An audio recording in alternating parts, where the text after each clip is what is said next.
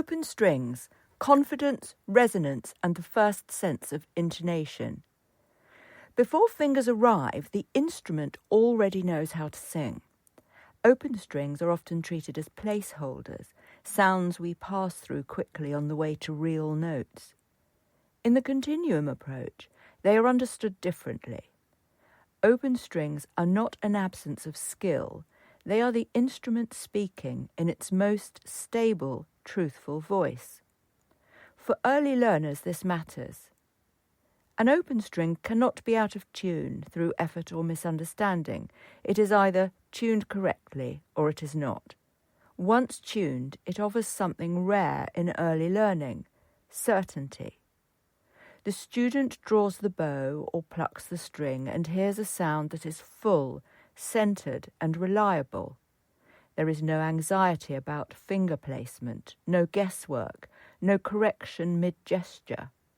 The instrument responds immediately and generously.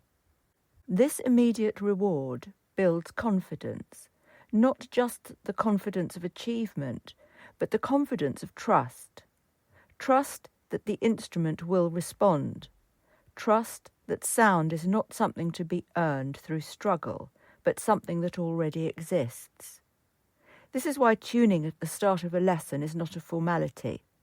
It is a structural condition. When the strings are tuned correctly, the instrument becomes a reference point.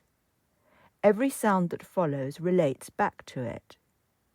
Open strings also quietly establish the earliest sense of intonation, long before the student is asked to control pitch deliberately. When an open string is played, adjacent strings begin to resonate in sympathy.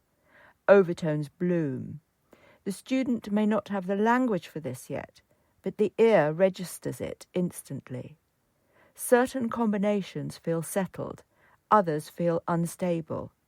This is not theory, it is physical feedback. When later fingered notes are introduced, they are not judged in isolation.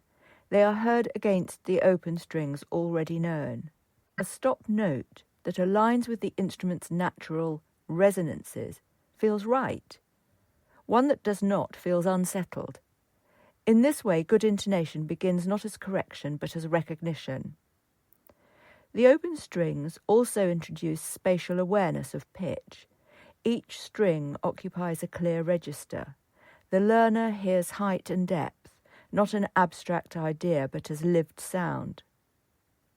On the viola, the open strings are C, G, D, A. On the cello, they are the same, C, G, D, A. The shared tuning between viola and cello allows for early ensemble familiarity and reinforces pitch relationships across instruments without explanation. On the double bass, the open strings are E, A, D, G. For reading ease, these are notated an octave higher than they sound on the bass clef. This is not a trick or a simplification. It is a practical convention that allows learners to read comfortably without excessive ledger lines, keeping attention on sound rather than decoding. On the violin, the open strings are G, D, A, E. Across all four instruments, open strings offer something consistent, a stable sonic ground. They allow rhythm to be explored without pitch anxiety. They make pizzicato and bowing feel immediately successful. They invite listening before effort. They teach the ear what settled sounds like, long before the hand is asked to reproduce them. Most importantly, open strings remind the learner of something often forgotten in early music education. The instrument is not waiting to be unlocked. It is already alive. The role of teaching at the beginning is not to impose control, but to help the student listen to what is already there.